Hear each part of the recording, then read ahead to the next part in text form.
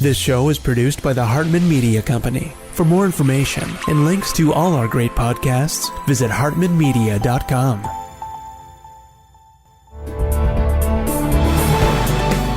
Welcome to the AIPIS show for accredited income property investment specialists and those who aspire to be.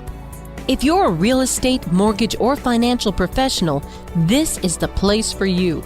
We'll explore innovative investment analysis, sales, marketing, and income-generating strategies for the most historically proven wealth creator, income property. Learn from the experts as they show you how to build a better business and a better life. It's my pleasure to welcome David Richter. He is the founder of Simple CFO Solutions, and he is maybe the world's biggest fan of the profit first methodology. So we're going to talk about that today, and let's go ahead and take a dive in. David, how are you? Yeah, I'm good, Jason. Thanks for having me on. And welcome. You're coming to us from Maryland, right?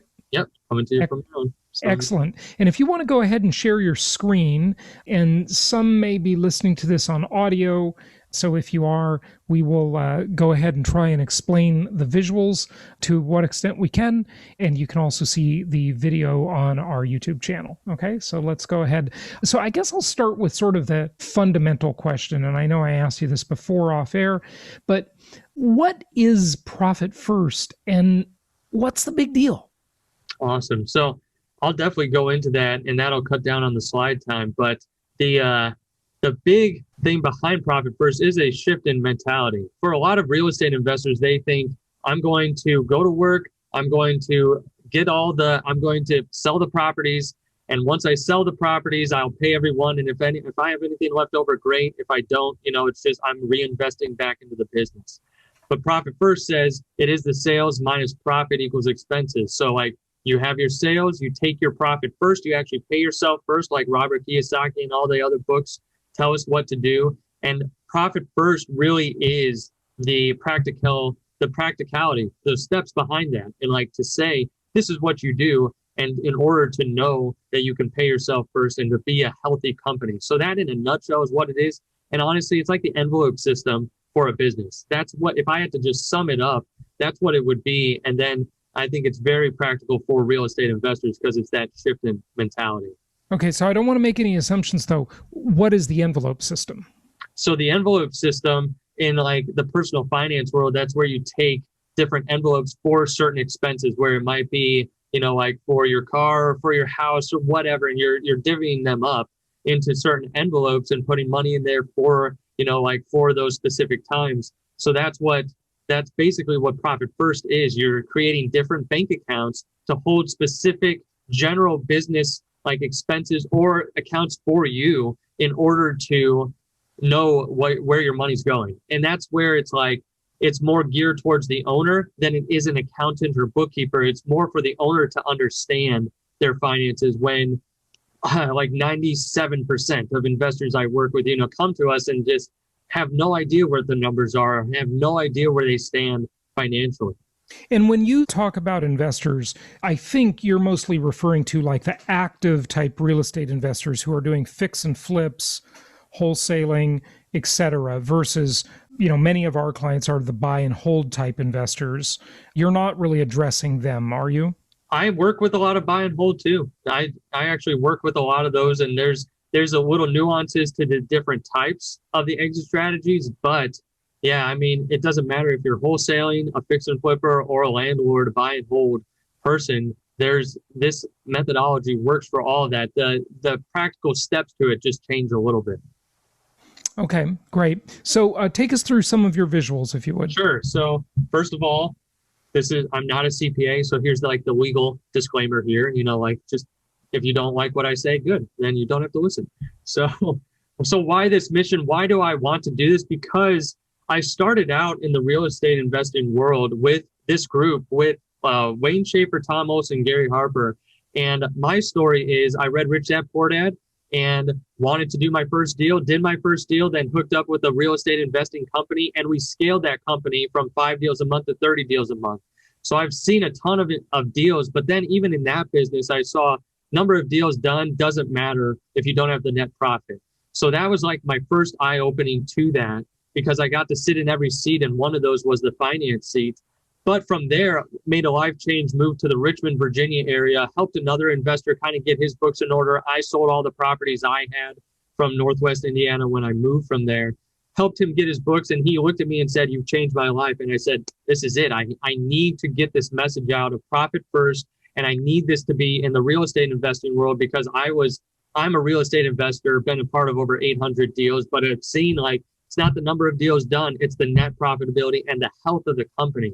So that's when I dove into and started helping real estate investors on the financial side of their business really understand that.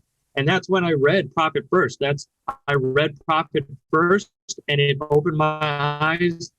Gary Harper said, once I started this business, you should read this book. I think it goes in line with what you're doing. I read it that night, took 10 pages of notes, and said, this is a great framework for a real estate investor to understand, how to manage the cash flow. So then once I read it and started implementing it, with real estate investors and saw the life-changing things that it had done for them, I knew there were nuances from the original book that don't apply to a real estate investor, or there's a different way to set it up. So I went to Mike McElroy and I asked him, I said, "Hey, could I write the book for real estate investors, because of the success we're having, and the actual framework changes a little bit from what the original book is?" And he was like, "Yeah, let's do this." So that's when I'm right now in the middle of Profit First for real estate investing, because I'm on that mission. I want to change 1 million investors' lives on the financial side. Let's dig into the system. So sales minus expenses equals profit. So that's the normal formula. And that's where everyone gets it wrong. They think, let me sell all the properties, let me then pay all my expenses, and then what's left over, I get to keep. But that's Profit First flips that on its head. Sales minus profit equals expenses. So thinking of the mindset, that shift in saying, I'm going to pay myself first, make sure that I'm profitable first. So how do you actually do that? Like, what are the practical steps? Because once you get that from a lot of other books. So what do you actually do? The 4 steps. Number 1, set up accounts. So set up bank accounts. So what bank accounts would you set up? So let me show you. It is the modernized envelope system. We already touched on that. So I'm going to give you the suggested accounts right here. So if you have a real estate investing business, I'd have an income account, which is like a holding bucket. I'd have a profit account specifically designated to your profitability, and owner's compensation, owner's tax to save for your taxes, operating expenses. Those are the foundational accounts. The other accounts, OPM, giving, and charity, are my spin on the Profit First system. I'll go into those in a second. But those 5 top accounts are the foundational accounts, meaning that profit, owner's compensation, and owner's tax is all for you, the owner. They are the golden trio. They are the heroes of your business, meaning once you start getting money into that income account from sales or rentals, you're allocating the first percentages of the money into those accounts. So that's the practical step behind it, is set those accounts up first. The OPM is for other people's money. I like to do that with real estate investors because they don't usually separate out like those short-term loans from their operating money. And that's where I like to separate out. If you've got a rehab project going on, put it in a separate account for lender's money, so that way you're not commingling that and then getting into a bind. So that's where I set that up. Giving and charity, I see the investors who do that, who have the giving and charity accounts, grow their business faster. For rentals specifically, I would set up a PITI account for your principal, interest, your property taxes, and property insurance. And then also the holding account for security deposits, like just making sure you have those set up for the system. And then others that I've seen is debt pay down and marketing. Like you can separate these out more to like really get a grasp on your finances. But everyone says objection, like that's way too many accounts. But can you set up one account designated for profit specifically and transfer 1% into that from every deal? Can you learn to live on a little less than what you're bringing in right now? So that's a key behind it. I'm curious, was Mike inspired by the old book, The Richest Man in Babylon, by chance? I'm sure, because that's where I've read that book. I love The Richest Man in Babylon. Yeah. So I'm sure he was inspired by that. I'm sure there was a lot of other books too, because this theme is throughout this, but I love the system, the clear, simple system from Profit First. But yeah, I'm sure he was. Let's talk for a moment about the most famous real estate investor on planet Earth. I think we know who that is. And that's, of course, Donald Trump. Does he use the system? As far as I know, I'm not sure if he uses this system. Conceptually, does he think that way, do you think? I think he would at this point. It's probably where he's got that set up with the systems with the people that run this portion of his business, where it is like, okay, I need to make sure everything's separated out.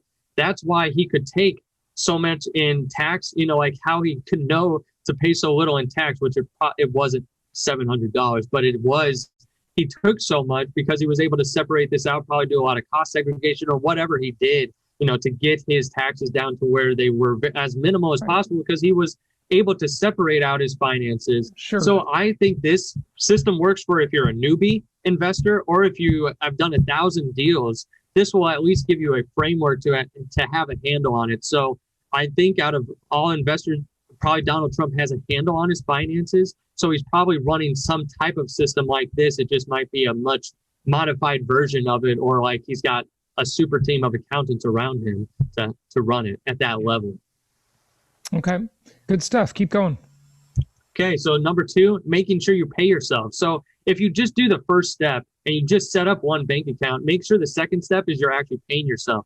This is where I see a lot of real estate investors don't pay themselves or pay themselves inconsistently. That's 51% don't pay themselves. I mean, Inc. magazine, this is entrepreneurs across the board. And I'd say just in my collection of real estate investors I've worked with, that it's more like 80% that someone isn't paying themselves consistently, or just paying themselves like as they can randomly, or there's no real set system for them to pay themselves. They're just trying from every deal to take what they can. And that's where, if you have that, what can you do to start paying yourself consistently? Can you get either set yourself a salary and then take profit out, like to celebrate your wins, but getting a system to pay yourself like this, to set up that second account that's specifically for your owner's compensation. Because a lot of fix and flippers, wholesalers, landlords too, like what are you paying yourself from your rentals? Because I know depending on the goals of people and where they are financially, that's where a lot of people in the real estate investing world just don't even think about this. They think every single dollar has to go back into my business. If I pay myself, they'll feel guilty. They'll feel like that, like I'm hurting my business. But if you're not healthy, the business is not going to be healthy, and you're going to eventually have to go belly up. Like if you're not getting a system around paying yourself. So that's where the step 2 is setting up that second account, the owner's compensation, making sure you're actually paying yourself from your business. Step 3, there's a transfer rhythm. So this is the actual, when you get property profit in or rental income in, this is where in the original book, Mike talks about the 10th and 25th, but for a real estate investor, that is going to be wildly different. So when you get income in is when are you going to be able to consistently do something? I have investors that I work with where they sell one property a quarter. So we do a quarterly allocation and it's literally covering like their whole quarter. Or we have people that are selling several properties a week that we work with. So that allocation or their transfer of that income to the different accounts happens on like a weekly basis. But it's getting them into a rhythm to say, this is when I manage the finances. This is when I'm looking at them. This is when I'm actually being able to cover what I need to cover. So that's where a system just like this, to get in that type of rhythm, it needs to work for you, but there needs to be something where you can do it consistently. So that way you're always on top of it too, because that's where the power in the system comes from, being able to do it on a consistent basis and know where you stand. Does it involve setting a profit goal? I mean, I know that sounds incredibly basic, right? But because of the way you do the formula, income, profit, and then expenses, do you set a profit goal at the start of it? Yes, there's actually, let me pull up. I have got several other things here too. I want to make sure that I can get you everything. So in the original book, he talks about target allocation percentages. Like these are the goals you should be shooting for. So like as a healthy business, depending on the size of your business, because you can see from $0 all the way up to $50 million. Just blow that up a little bit. Zoom in a little. Okay, not that much, but okay, that's fine. Yeah, is that better? There you go. So that way you can see, depending on the size of your business, these are the goals you can be shooting for as a fix and flipper wholesaler, even landlords. There's a couple different accounts, like with the PITI or the vacancy, but this is like a basic goal to be shooting for. So like with the investors we work with, there's one whole thing that we go through. We assess their business, like what percentage are they at currently? And then we say, what target do we want to shoot for profitability? Like, what can we start with right now? Is that 1% or is that 5, 10, 15? Like, where are they right now in order to get there? So yes, that's a part of this system. We do that right away with investors. Like, what size business are you right now? What should we be shooting towards? And where are you currently? So that's where this comes into play. Yeah, it's interesting that he's got awfully low tax rates and, profit. It goes up, then it declines based on revenue, and then owner's pay is really big at the beginning, and then it declines as revenue increases. I sort of wonder about that. I'm sure a lot of people ask that question. Right, and that's because in the original book, it's more like as you get more profitable or you get more revenue coming in, you might be just taking draws as the owner and from the profit account and not paying yourself. You're more in that owner's box, and you might have other businesses going on or whatnot once you get that level. As far as taxes go too, this is 15% of the real revenue. So it's not like, it's almost like 30% of the total of what you bring in, because this is it's 15% of that real revenue number. It's like if you took out the operational expenses, it's like if you did 35% of that number is the same as 15% of the real revenue number. So that's where it's just like, make it real easy. That real revenue number is like in the selling or wholesaling business is like the property profit.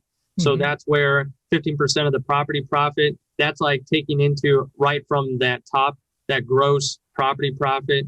And then all the operational expenses or whatnot still have to come out. So it ends up being about, the same as if you saved 30% or whatnot after, like you paid your operational expenses. So that's where that comes in too. And then as far as profitability goes, this is just after researching literally thousands of business, and like what he saw was the most profitable or the healthy percentage points to shoot for. And I've seen this be very accurate because what we work with, I work with the investors from like basically 250 to about 5 million. And I've seen these percentages be very reasonable. I've had people where they've literally hit those targets, and they're like, this is where I want to be. So it is, I've seen it now pretty consistently in the people that I've worked with too. Okay. So then what rhythm works for you? And then the last step, build and keep reserves. This is like the true key to the whole system, is then being able, like you said, shoot for that profitability target and then not touching it, not raiding those accounts, not going into profit all the time and yanking money out, but showing that you have a profit in there. The rhythm for the profit account is, he suggests once a quarter, you take out a certain percentage of that profit account and actually reward yourself, because that's true profitability. And that's where you can see, okay, this is more of a system. This is more of the reward that I get for actually following the system and not just going crazy with my finances and having it all over the place. And then with the taxes, that's whenever you're paying your business or your personal taxes too. So if that's a quarterly or once a year or whatnot, but having those accounts set up specifically for you, because it gives your people safety, making sure that if you have employees, that they know that you have reserves, so that way that they don't have to worry about their job, and then protecting yourself from the IRS and for emergencies, whatever comes up. Who knew there was going to be a global pandemic in 2020? So that's why you need those reserves. And then growing your business. This is one of those things where it sounds backwards to a lot of investors. Like, why would I keep money to grow my business? Don't I need to throw it at every deal that comes across my plate? Well, no, if you have reserves, that's going to help your fundability with banks and with, the institutional type of that. But you're also going to be able to, as you grow your business, and as you get that institutional money, or as you, if you're refinancing your portfolio, that's where you're going to be able to use the other people's money to grow and not yours all the time, because lenders like to see that. Doesn't matter if it's private lending or institutional lending. They want to see that your business almost doesn't need the money in order to grow. And it puts yourself in a better position to grow. And if you do need the money there for the deal, reserves are there to help you for what you need. So that's where a lot of people just don't realize that. They think, I get the money in, all of it has to go out the door and just marketing or whatnot. And then they end up wasting a ton of it without just thinking about that step. So that was basically it. I've got a lot of this stuff that I give away, or that I actually show over here. I give if people email this last email address on this last slide. So I'm not sure how you want to handle that, but It gives this system. You can give it out or give out your website. Okay. I mean, I recommend website, but it's up to you. Sure. So you can either email this email address. That's where you can get a bunch of the free stuff. It goes into all those little, those diagrams that I had on the other page, the tabs, gives you a chart of accounts, gives you the first 2 chapters of the Profit First book too. But then also, if you just go to simplecfosolutions.com, that's our service, and that's where we provide that. And we also have a Facebook group, a free one there that gives information. I get in there a lot to answer questions on Profit First as it relates to real estate investing. That's Profit First for real estate investors. And we have a podcast too for the Profit First for REI, so that we're just I'm trying to give away as much of the information as possible. Like in the book, these are the steps that I say in the book. I'm trying to just get the message out there because I've seen it now over and over. Right. Change investors' lives because it's such a topic where a lot of real estate investors just don't want to talk about. And this just puts it on the bottom shelf to where they're like, oh, now the light clicks on and like, okay, I can handle this. So I'm just trying to get the message out there because it's such a simple one. Like you said, at the very beginning, like offline, like I get Profit First, but like what in the world? Like it just seems like, why is it such a big deal? And I think it's because it's how simple it is, like taking the richest man in Babylon and saying, here's the practical steps to do that for you, the owner, instead of like the accountant or bookkeeper. Sure. Yeah. No, it is deceptively simple. So, David, thank you so much for sharing this with us today. I don't know if you actually gave out the website, so just want to make sure you do that as well. Okay. So the 2 sites, Profit First, REI.net, and then we've got simplecfosolutions.com. Both of them have information on them. Profit First, REI.net is where we host the podcast. And then the Simple CFO Solutions is also available. That's where I've been helping the investors too. So those are the 2 websites that you can go to. David, thanks for joining us. Oh, thank you, Jason. So George Gammon, Jason Hartman, and we've created a high-level mastermind group called The Collective. The goal of The Collective is for you to learn from the 3 of us, as well as, of course, the other members, on how to build and, more importantly, how to maintain your wealth. In this video, we're going to go into detail about what The Collective is and what it can do for you. Enjoy. So I'm Ken McElroy. I've been in real estate for over 30 years. Started with a 2-bedroom, 2-bath using my own money, and now I own over $1 billion worth of real estate that I bought over the years, built a big company. We have a construction company, a development company, a property management company, and of course an investment company. And typically now we syndicate and work with large, both private and public institutions for the equity and the debt. And so what I bring to The Collective is how to scale, how to grow, starting with one really small property with no experience at all and growing it into an organization, which I've been able to do, that basically runs almost without me. So that's what I'm going to bring to The Collective. We decided to start The Collective because, one, I met George Gammon, and George brings a very interesting perspective about the economy and the Fed and the way money works and Bitcoin and alternative types of investments, which quite honestly, I was super focused on real estate almost the entire time. And even I want to be a little bit more diverse. So when I talk to George and to Jason, they're always doing very, very different things on the investment side. Jason specifically is more focused on the single family housing and what's going on in that market so that we could collaborate and have different viewpoints on different things. And so that's why I thought The Collective would be good, because I think everybody's kind of searching for the same kinds of answers. So The Collective means to me basically the collective group, the whole. And I've always been a big believer of team and collaboration. So for me, it really means collaboration, of everyone kind of coming into a room and learning from each other based on their individual highs and their individual lows, and to be very, very respectful of all their independent views on things, and to be more open-minded, transparent, and authentic. So I cannot wait for the group to get together each and every quarter, because we all have very different walks of life that we're going through, and so it's very, very cool to get into one room with like-minded people.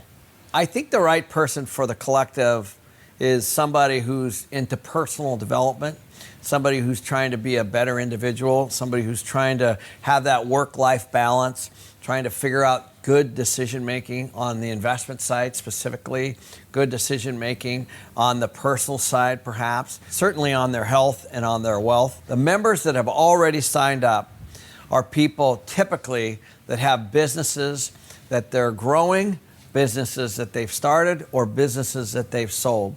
So typically they're higher net worth and they're trying to figure out what to do with their money. They're probably a little bit afraid of inflation. They're probably a little bit concerned about where to invest. And they're obviously looking at real estate as one component, somebody that's trying to do the right things both on the personal side and on the financial side. So some of the experiences that members can expect to get out of the collective are certainly the network. And I think that's always super powerful. I've been involved in groups like this before, like EO and YPO, the Entrepreneurs Organization, and YPO, which is Young Presidents Organization, which is kind of a peer-to-peer network. And that's what I envisioned, and I think people are going to certainly get that out of there. They're going to have lifelong friends for sure from this, and they're going to meet people at every single event. But also, we're going to have fun. So as an example, things like race car driving and doing all kinds of really cool things and meeting celebrities and things like that and fashion shows are going to be part of it. So it's kind of how do we have fun and learn together, and we're going to have that at each and every event. So thanks for watching. If you guys are interested, there's a link below you can click on. It'll take you right to the website, which has a load of information on exactly what the collective is, where the next events are, and what exactly you'll be getting if you become a member. Thanks for watching. Thank you so much for listening. Please be sure to subscribe so that you don't miss any episodes. Be sure to check out the show's specific website and our general website, hartmanmedia.com, for appropriate disclaimers and terms of service. Remember that guest opinions are their own, and if you require specific legal or tax advice or advice in any other specialized area, please consult an appropriate professional. And we also very much appreciate you reviewing the show. Please go to iTunes or Stitcher Radio or whatever platform you're using and write a review for the show. We would very much appreciate that. And be sure to make it official and subscribe so you do not miss any episodes. We look forward to seeing you on the next episode.